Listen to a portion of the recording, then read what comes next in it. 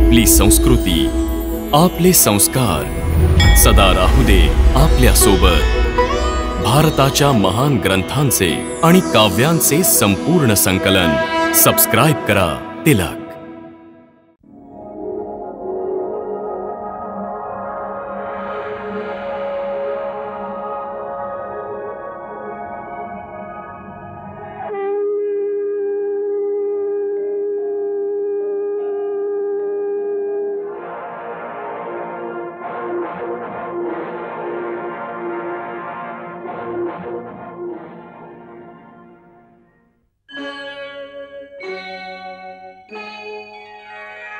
कृष्णा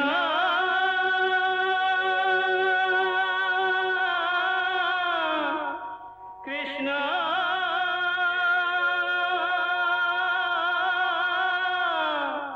हरे कृष्णा हरे हरे।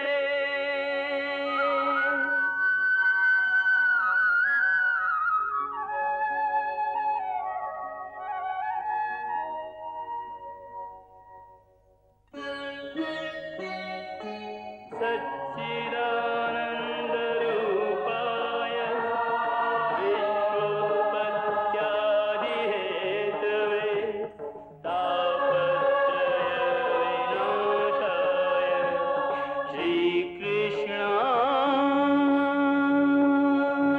वयं नमः।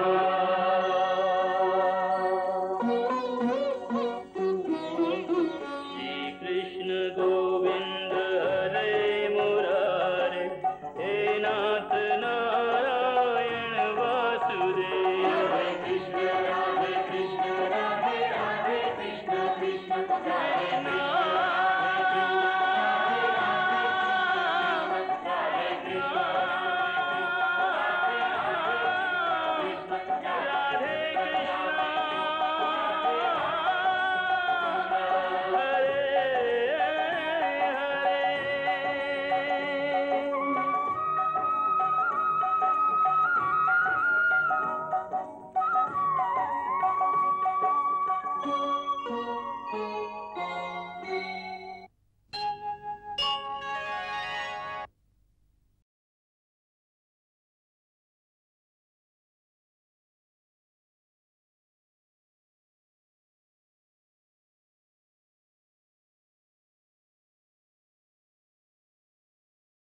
पार्था, असे लोक युगायुगांतून कधी कधीच जन्माला येत असतात। पार्था, जर कधी तुला कर्णाच्या जीवनाचं पूर्ण सत्य समजलं ना, तर तू स्वतःच धरतीवर डोकं टेकवून त्याला प्रणाम करशील।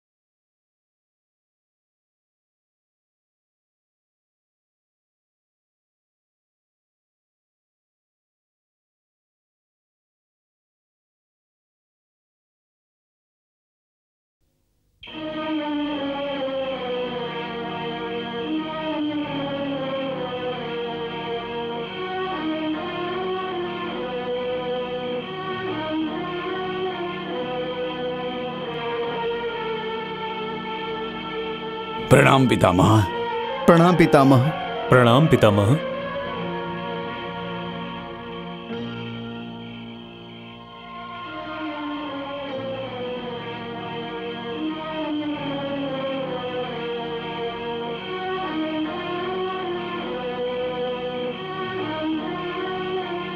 कल्याणमस्तु पुत्रा.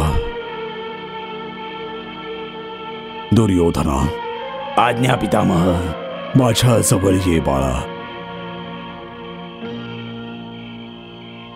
अजून जवळ.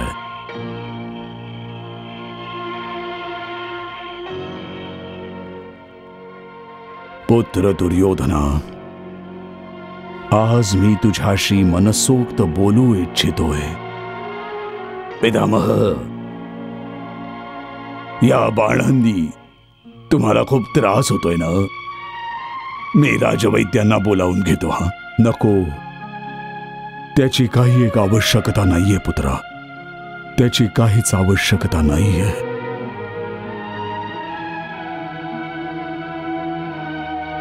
दुर्योधना, तू फक्त माझ्या शरीरावरचेच घाव बघत आलायस. तू सदैव माझ्या जखमांची चिंता केलीयस, परंतु माझ्या मानसिक घावांची तू कधीही चिंता केली नाहीस. पांडवांच्यात अभिमन्यू आणि घटोत्कच आणि कौरवांच्यात स्वतः तुझा पुत्र, भाऊ आणि मेहुण्यांच्या मृत्यूने माझ्या हृदयाची चाळण केलेली आहे. चाळण केलेली आहे. पुत्रा दुर्योधना, तू माझा सख्खा आहेस. युधिष्ठिर देखील माझा सख्खाच आहे. सर्व कौरव माझीच मुलं आहेत आणि सर्व पांडव देखील माझेच आहेत. अरे, मी तुम्हा सर्वांचा पितामह आहे. मी तुमच्या पित्यांचा देखील पिता आहे. म्हणूनच मी तुमच्या भल्याचा विचार करतो.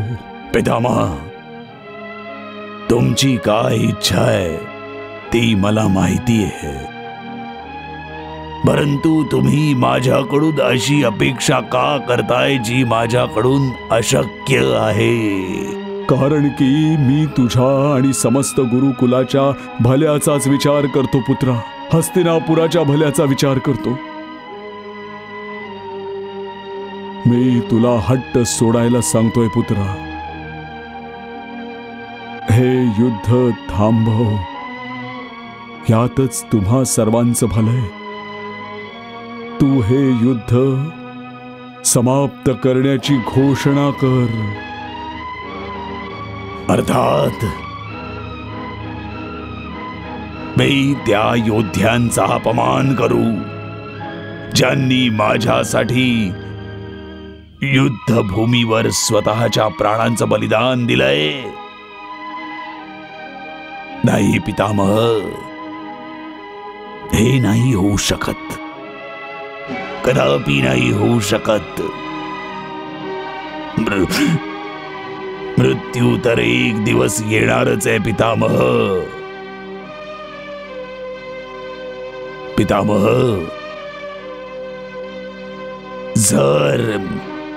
जर मी आता हे युद्ध थांबवण्याची घोषणा केली तर मी माझ्या मृत्यूला काही काळाकरता अवश्य टाळू शकेन. परंतु आज नाहीतर उद्या मेल्यानंतर जेव्हा मी परलोकात निघून जाईन तेव्हा त्या योद्ध्यांना काय तोंड दाखवू? त्यांना काय सांगू की मी एक भित्रा आहे? मी मृत्यूला घाबरून शस्त्र खाली ठेवली होती. पितामह, मी सुद्धा माझ्या वीर योद्ध्यांप्रमाणे, माझ्या मित्राप्रमाणे, माझ्या भावांप्रमाणे, माझ्या पुत्राप्रमाणे आणि माझ्या मेवण्याप्रमाणे वीर मरण प्राप्त करू इच्छितो.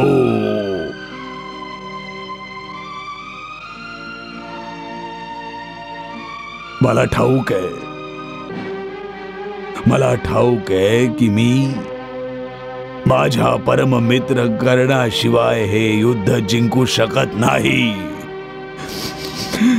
परंतु हे युद्ध अंतापर्यंत लढू तरी शकतोच. ज्या लोकांनी तुला साथ देताना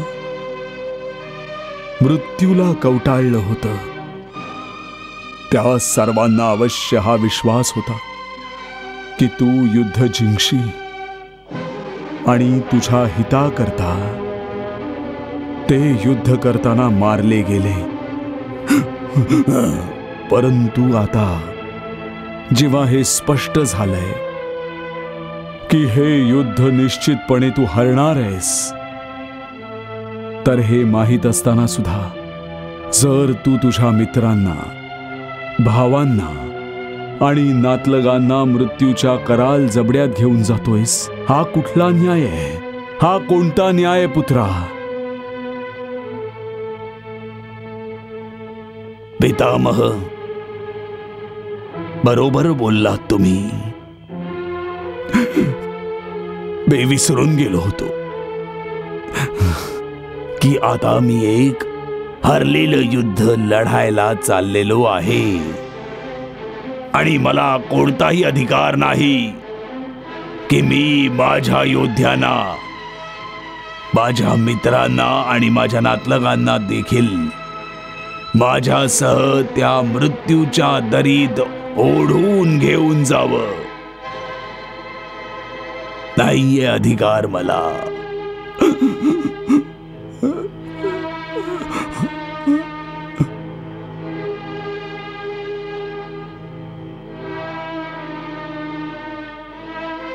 मित्र अश्वत्थामा, युवराज, मामा श्री गांधार नरेश, हो भाचश्री. मी तुम्हाला सांगू इच्छितो की आता मी हे युद्ध जिंकण्याची कोणतीही शक्यता नाही. माझा पराभव निश्चित आहे.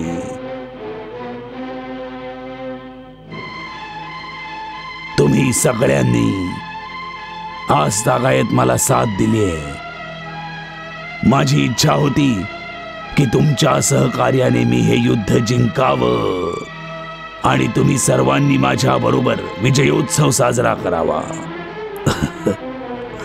परंतु माझी अशी इच्छा नाहीये की तुम्ही माझ्यासह पराभवाच्या साखळदंडात कैद व्हावं. त्यामुळे मी तुम्हा सर्वांना या युद्धाच्या बंधनातून मुक्त करतोय.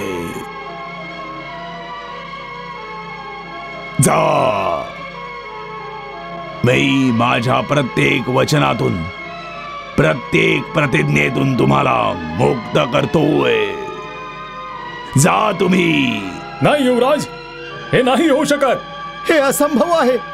हेच उचित आहे. नाही भाचश्री, हे उचित नाहीये. उलट हा आमचा अपमान आहे की आम्ही आमचे प्राण वाचवण्यासाठी युद्धभूमी सोडून निघून जावं. नाही, आम्ही हे युद्ध लढणार. भले विजय हो तो पराजय, आम्ही आमच्या शेवटच्या श्वासापर्यंत युद्ध लढू. भाचश्री, प्रेम कधीही त्याच्या प्रेमिकेपासून दूर नाही पळू शकत. आम्ही युद्धप्रेमी आहोत आणि युद्ध आमची प्रेमिका आहे. हो मित्र अश्वत्थामा, तू सुद्धा माझ्या पराजयात साथ देऊन पराभवाची गळाभेट घेऊ इच्छितोस. नाही युवराज, माझी पराभवाला गळा मिठी मारायची इच्छा नाहीये. मी हे युद्ध जिंकू इच्छितोय. युवराज, तुम्ही अंगराज कर्णांच्या भरवशावर युद्ध आरंभ केलं होतं, कारण अंगराज कर्ण तुमचा सर्वात जवळचा मित्र होता. परंतु मी तुम्हाला आश्वासन देतोय की मी पांडवांचा सर्वात मोठा शत्रू आहे, कारण त्यांनी माझ्या वडिलांची हत्या केली आहे हो, यासाठीच मी आता त्यांचा सर्वात मोठा शत्रू आहे.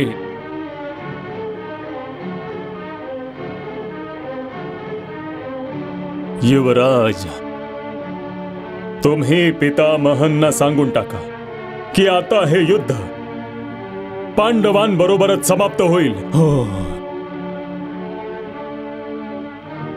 पितामह, पाहिलं तुम्ही, हे आहेत माझे मित्र, हे आहेत माझे नातलग, जे माझ्या बरोबरच जगले आणि माझ्या बरोबरच मरायला देखील तयार आहेत.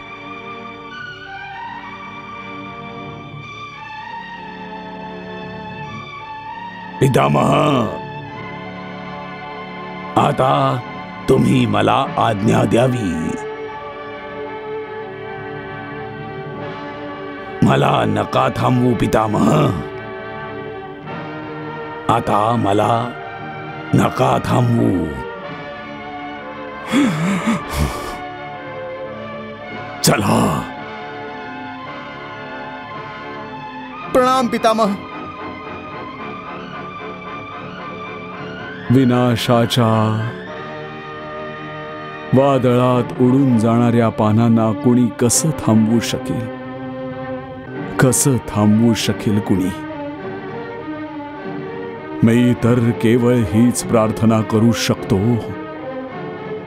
की देवाने तुम्हा सर्वांना सद्बुद्धी द्यावी.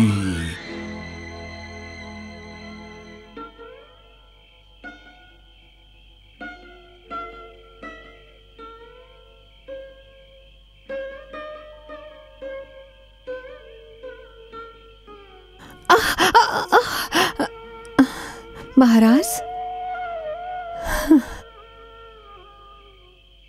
महाराज. गांधारी, कोणत्या विचारात गढून गेला होतात महाराज? भविष्याच्या अंधकारात उडी मारून आपण आपला लाडका पुत्र दुर्योधनाचं भविष्य वाचण्याचा प्रयत्न करत होतो. परंतु गांधारी, मी तर एक अंध आहे. मग मी दुर्योधनाचं भविष्य कसं पाहणार होतो? महाराज, भविष्य आणि प्रारब्धाचं लिखाण शरीराच्या नव्हे, केवळ मनाच्या चक्षुंनी वाचलं जातं. तू बरोबर बोलते आहेस गांधारी. आज मला या कटू सत्याची जाणीव झाली आहे की मी शरीराच्याच नव्हे तर मनाच्या डोळ्यांनी देखील आंधळा आहे. मी पूर्णपणे आंधळा आहे गांधारी, पूर्णपणे आंधळा, पूर्णपणे आंधळा. जर असं नसतं तर मी दुर्योधनाचं भविष्य अवश्य वाचलं असतं आणि त्याला या महाभयंकर युद्धासाठी कधीही परवानगी दिली नसती. गांधारी, या युद्धात कर्णाच्या मृत्यूने दुर्योधनाचंच नाही तर समस्त कौरवांचं कंबरडं मोडून टाकलं आहे. आता दुर्योधनाला हे युद्ध जिंकण्याची अंशतःही आशा उरली नाही.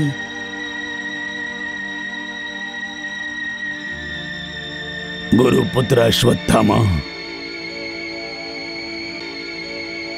कर्णाच्या मृत्यूनंतर मी समजत होतो की आता माझा कोणीही मित्र नाही.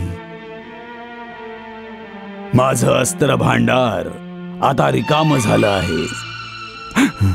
परंतु नाही, तू आणि मामाश्रींनी पितामहांसमोर माझं धैर्य वाढवून हे सिद्ध केलंय की मी अजून कंगाल झालेलो नाही. माझ्या अस्त्र भांडारात माझा भाऊ दुःशासन, मामाश्री आणि मित्र अश्वत्थाम्यासारखी अस्त्र अजूनही आहेत.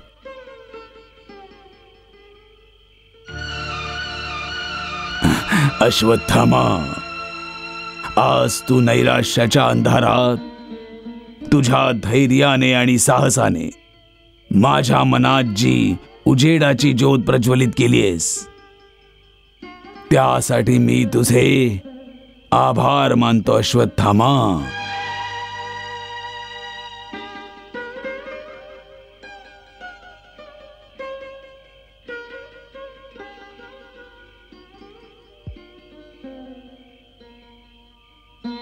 मी तुमच्यावर कोणतेही उपकार केले नाहीत युवराज, आणि जरी मी काहीही केलं, तुमच्या करता माझ्या आयुष्याचं बलिदान जरी दिलं, तरी देखील ते उपकार नसतील युवराज.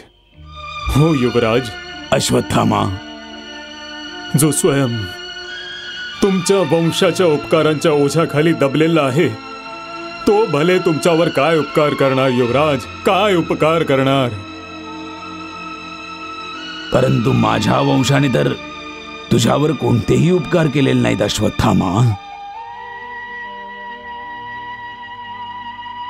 उपकार करणारा उपकार करून विसरून गेला तर ती त्याची महानता आहे, परंतु ज्याच्यावर उपकार केलेत, जर तो ते उपकार विसरून गेला तर तो त्याचा नीचपणा असेल. परंतु मी तुमचे ते उपकार विसरून नीच कसा काय बनू शकतो युवराज, कसा काय बनू शकतो. माझ्या धमन्यांतून एका ब्राह्मणाचं रक्त वाहतं, एका ब्राह्मणाचं रक्त. माझ्या वडिलांनी तुमच्या वंशाच्या उपकारांचं ऋण त्यांच्या डोक्यावरून उतरवता उतरवता स्वतःचं मस्तक त्यांच्या शरीरावरून उतरवून दिलं युवराज, शरीरावरून उतरवून दिलं.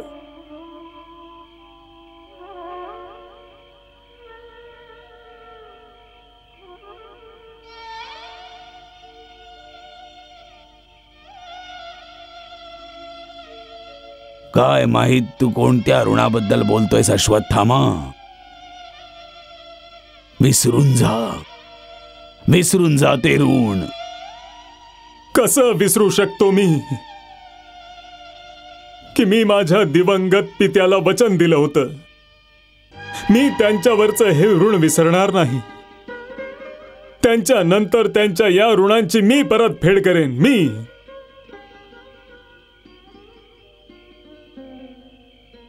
त्यांनीच तर सांगितलं होतं मला की आमचं कुटुंब दारिद्र्याने पिचलेलं होतं. या कारणानेच माझे पिता मला लहानपणी दूध देखील देऊ शकत नव्हते.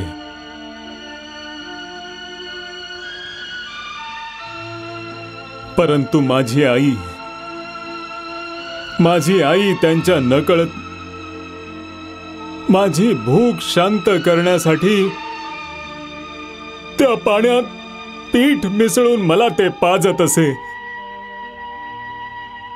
त्याचं केवळ एकच कारण होतं की माझे पिता ब्राह्मण होते आणि ब्राह्मण कधी कुणाचा दास नाही बनू शकायचा. परंतु माझ्या वडिलांना जेव्हा हे सत्य कळलं, तेव्हा त्यांनी या ब्राह्मणांच्या परंपरेचाच त्याग करून टाकला आणि तुमच्या वंशाच्या सेवेत रुजू झाले. आणि कौरव वंशाच्या सेवेलाच त्यांनी स्वतःचा धर्म बनवला. युवराज, एका दरिद्री ब्राह्मणाची जेव्हा कोणीही मदत केली नव्हती, तेव्हा तुमच्या कुटुंबाने मदतीचा हात दिला. त्यामुळेच पिताश्रींच्या पश्चात माझ्या जीवनात तुमचंच एक स्थान महत्त्वपूर्ण आहे. म्हणूनच तुमचा हा अश्वत्थामा केवळ तुमच्यासाठीच तर जगतोय.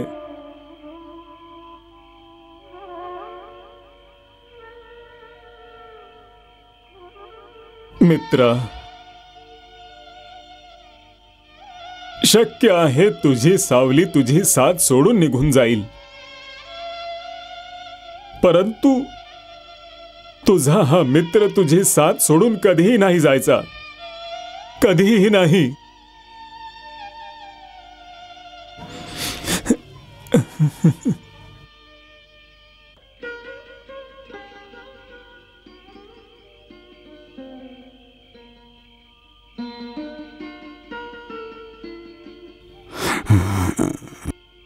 माझा मित्र कर्ण मला परत मिळालाय. माझा मित्र कर्ण.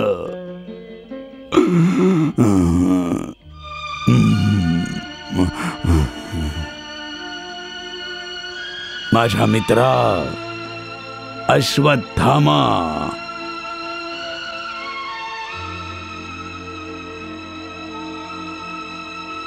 मामाश्री,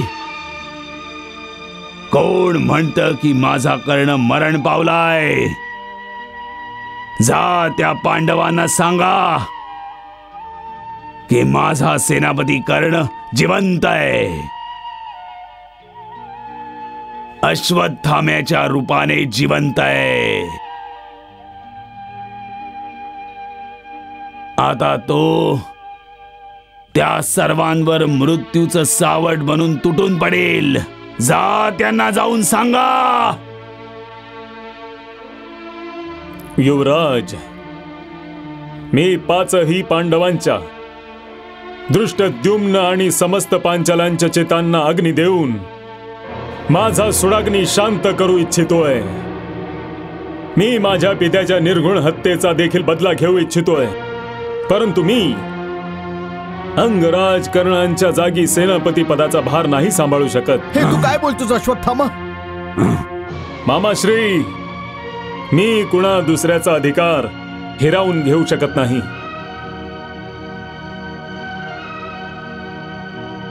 मित्रा, तू मद्रराज शल्यांना विसरतो आहेस मित्रा. महाबलवान, परमप्रतापी, अस्त्र शस्त्र संपन्न योद्धा आहेत मद्रराज शल्य. पांडवांचे मामा असून सुद्धा मद्रराज शल्य त्यांच्या भाच्यांविरुद्ध आपल्या बाजूने युद्ध करतायत. साक्षात आपल्या मामांविरुद्ध युद्ध करणं पांडवांसाठी सोपं काम नसेल. भ्राताश्री, माझ्या मते आपण मद्रराज शल्यांच्या नेतृत्वाखाली पांडवांवर विजय मिळवू शकू. हो भाचश्री, गुरुपुत्र अश्वत्थामा योग्यच बोलतोय. ठीक आहे. दुःशासन, मद्रराज शल्यांना सेनापती बनवण्यासाठी तत्काळ आयोजन कर.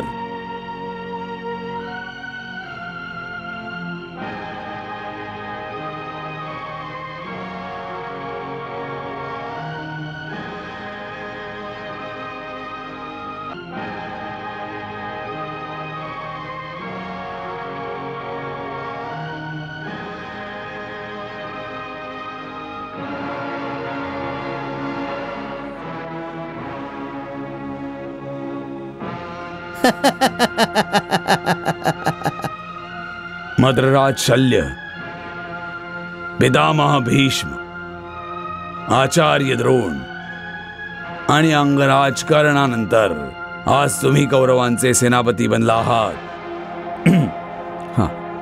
या तिघांप्रमाणेच तुम्ही देखील एक महान योद्धे आहात आणि आमचा विश्वास आहे की तुम्ही पांडवांसमोर आमचं मस्तक झुकू देणार नाही. युवराज, तुमची अपेक्षा मी अवश्य पूर्ण करेन. सेनापती मद्रराज शल्यांचा विजय असो! सेनापती मद्रराज शल्यांचा विजय असो! सेनापती मद्रराज शल्यांचा विजय असो! आपल्या मामाश्रींना सेनापती बनवलंय. कर्णाच्या समस्येचं समाधान केल्यानंतर पुन्हा एक नवीन समस्या. हो भीमसेन, हे महायुद्ध प्रत्येक दिवशी, प्रत्येक क्षणी आपली नवीन परीक्षा घेत आलंय. उद्या सूर्योदय होईल आणि मामाश्री शल्यांच्या रूपाने आपल्याला अजून एका नव्या परीक्षेला सामोरं जावं लागेल. युधिष्ठिर दादा, तुम्हाला तर ठाऊक आहे की धर्माच्या मार्गाने चालणं इतकं सहज सोपं नसतं. धर्माच्या मार्गात मोठमोठी बलिदानं द्यावी लागतात आणि बलिदान देते वेळी आपलं परक काही बघितलं जात नाही. त्यामुळेच मी या युद्धाकडे कुणा एका व्यक्तीचा विजय वा कुणा एका व्यक्तीच्या पराजयाच्या दृष्टिकोनातून नाही बघत. माझा दृष्टिकोन केवळ एकच आहे की धर्माचा विजय व्हावा. आणि धर्माच्या विजयासाठी कुणाचा वध अथवा कुणाचं बलिदान गरजेचं असेल तर भले तो आपला असो वा परका असो, त्यापासून आपण ना मागे हटलं पाहिजे आणि ना चिंतित झालं पाहिजे. धर्मयुद्ध करणाऱ्यांकरता अधर्माची बाजू घेणारा आणि अधर्माची साथ देणारा प्रत्येक जण अधर्मीच असतो, दुसरं काही नाही. युधिष्ठिर दादा, पितामह भीष्मांचा मी आदर करतो. आचार्य द्रोण देखील माझ्यासाठी आदरणीयच होते, परंतु दोघांनीही अधर्मी दुर्योधनाचा पक्ष घेऊन धर्माला आव्हान दिलं होतं. युधिष्ठिर दादा, त्यामुळे मामाश्री शल्यांच्या सेनापती बनण्याने तुम्ही विचलित होता कामा नये. तुम्ही जर धर्मराज आहात, धर्माचा गहन अर्थ तुम्हाला चांगल्या प्रकारे ठाऊक आहे, आणि यावेळी धर्माचं तुमच्याकडे असं मागणं आहे की शत्रू पक्षाच्या सेनापतीचा वध करून टाका. हो केशव, धर्माच्या खडकाळ मार्गावरून चालणाऱ्यांना धर्मासाठी खूप मोठी किंमत मोजावी लागत असते, कारण ही किंमत आपण याआधी मोजली आहे आणि आपण आताही ही किंमत मोजू.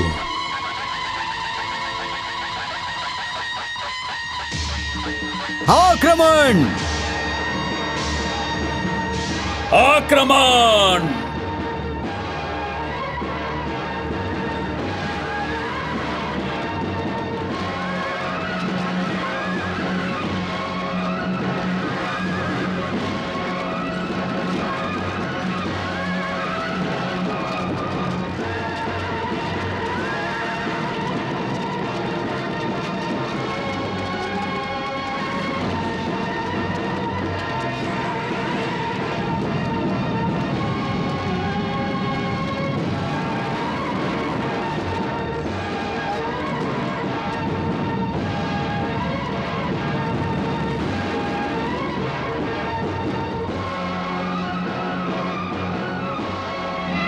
महाराज, मद्रराज शल्यांनी पांडव सैन्यात हाहाकार माजवलाय.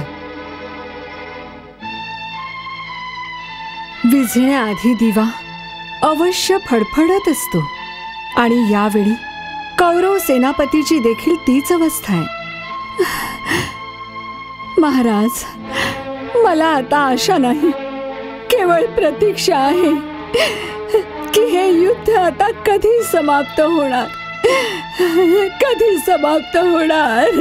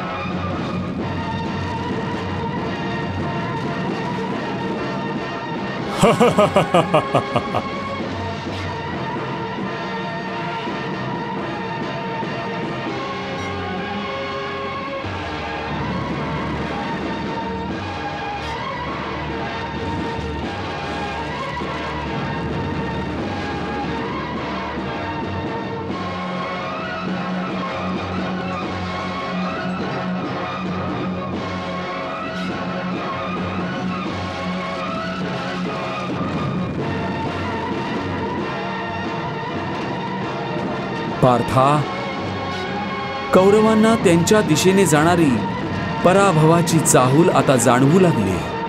त्यामुळेच त्यांनी त्यांची संपूर्ण शक्ती युद्धात पणाला लावलेली आहे. असं वाटतंय की महाराज शल्यांच्या नेतृत्वाखाली कौरव आता अंतिम युद्ध करतायत.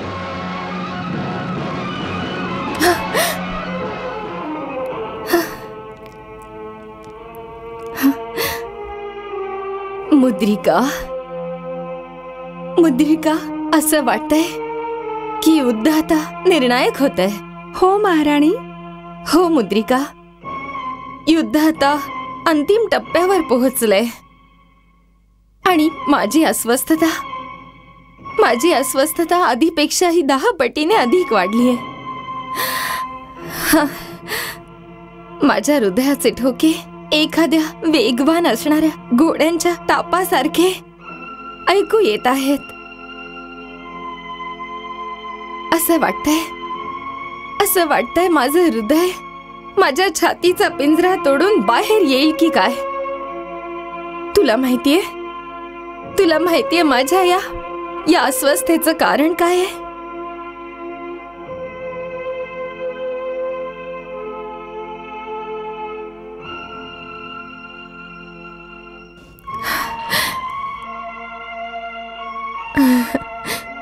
माझ्या या अस्वस्थतेचं कारण आहे की हे युद्ध लवकरात लवकर समाप्त का होत नाहीये. मुद्रिका. जी महाराणी. या युद्धाच्या बरोबरीने अन्याय आणि अधर्माचं एक महापर्व देखील समाप्त होणार आहे. आणि या युद्धानंतर कुणीही नारीचा निर्लज्ज अपमान करण्याचा दुस्साहस कधीही नाही करायचं. कधीही नाही.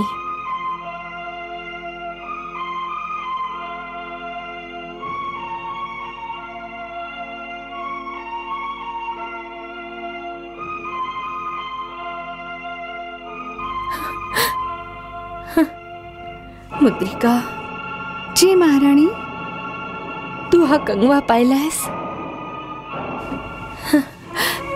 गेल्या 13 वर्षापासून माझे हे मोकळे केस प्रतिशोधाच्या अग्नीमध्ये जळणाऱ्या एका नागिणीप्रमाणे मला वारंवार दंश करतायत. यांना कंगव्याची आवश्यकताच नव्हती कधी. यांना तर तहान लागलीये. दुष्ट दुःशासनाच्या रक्ताची तहान.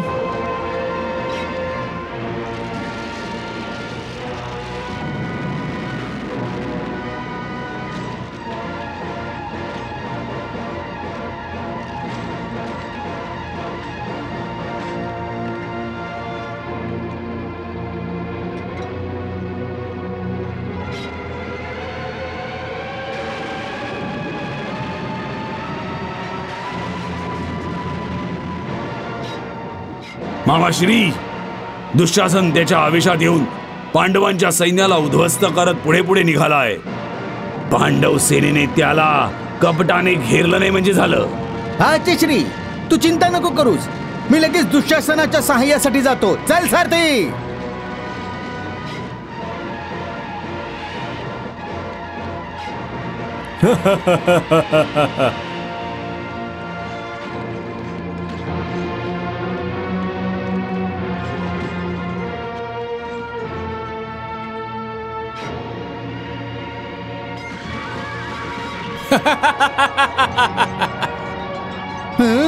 ओहो, मामाश्री, दुर्योधनाचे परमप्रिय मामाश्री, खूपच घाईत दिसत आहात तुम्ही. कुठे जुगार खेळायला चाललात की काय? खूप तोंड चालवायला लागलेस रे तू. तुमच्या दुर्दैवाने बाण चालवणं सुद्धा माहित आहे गंधार नरेश. ओ, तर तू माझ्याशी युद्ध करणार काय? हो, जर तुम्हाला केवळ फासे फेकणंच नाही तर बाण चालवणं देखील माहित असेल तर माझ्याशी युद्ध अवश्य करा गांधार नरेश. मी तुम्हाला युद्धाकरता आव्हान देतोय. सावधान.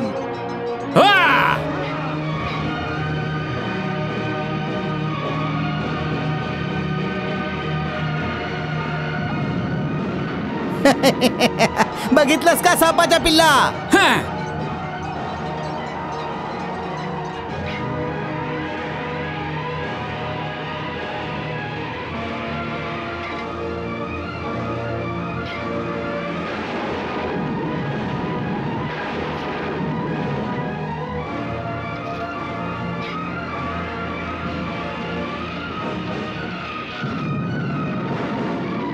हा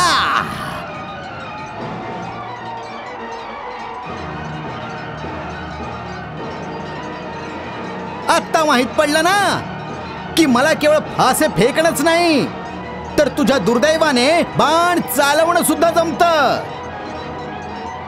आता हे सांभाळ.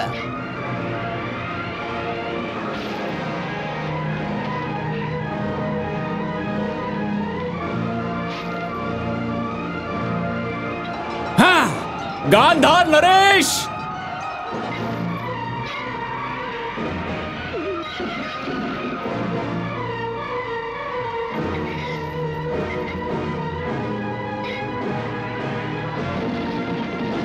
मामाश्री.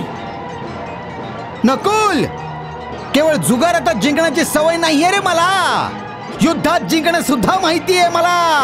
हो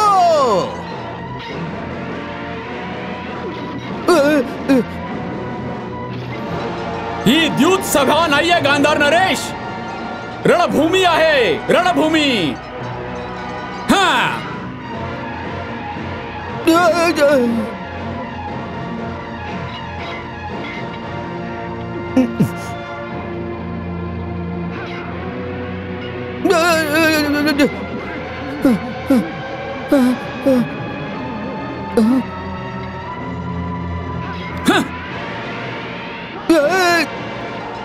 सरते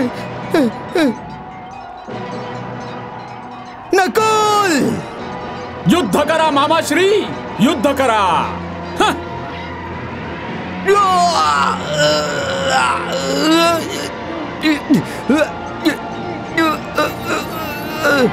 छोटे भाऊ तर पुत्रा समान असतात आणि पुत्र पित्याची संपत्ती समजले जातात. ठीक आहे, मी माझा अनुज नकुलची बोली लावतोय.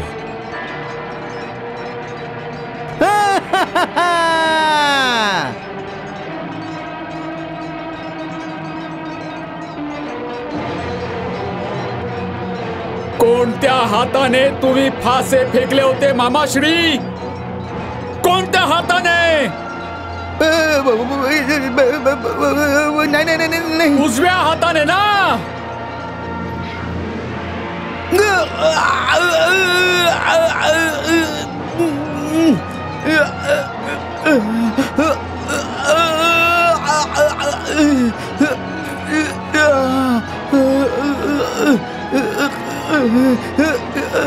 नाही नाही नाही नाही नाही नको.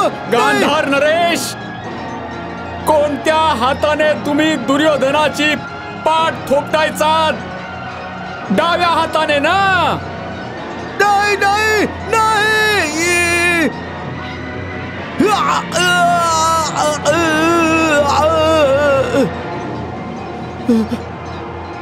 हा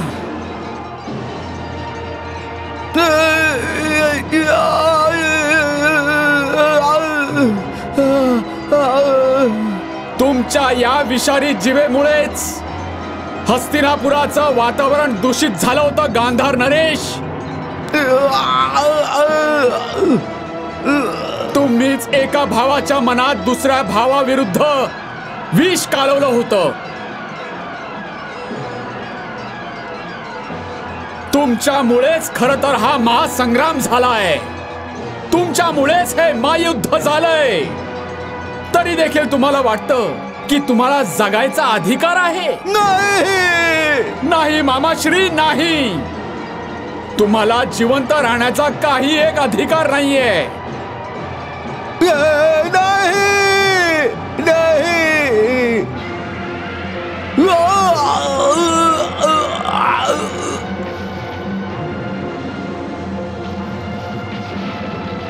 मामाश्री,